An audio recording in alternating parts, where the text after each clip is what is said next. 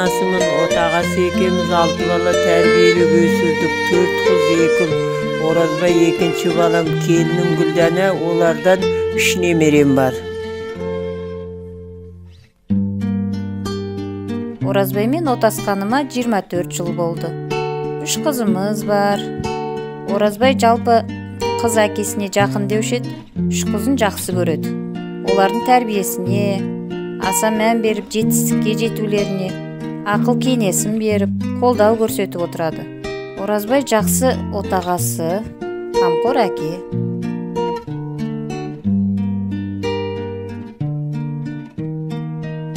Әкең барда орындалар арманың дегендей, өмірдегі керегіңді алдымен бір Алла, екіншісін әкең берері анық деп ойлаймын.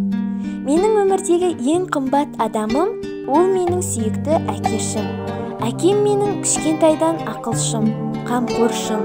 Әкемнің бір тамаша қасиеті біздің таңдауымызға әрқашан қарсы шыққан емес, бәрін түсіністікпен қабылдайтын. Жетістікке жету жолында сіздің маған берген бағыт бағдарыңыз биікке шығуда зор үлесін қосып жатыр деп ойлаймын.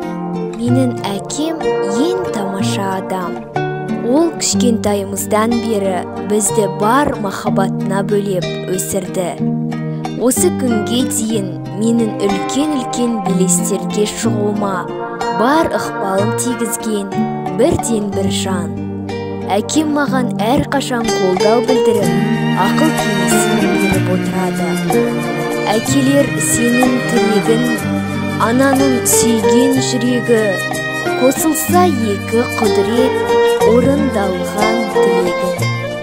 Аман болсын асқарым, өтер өмір қасқағым, тіршілік тілі әкелер, қадірлей біл жастарым.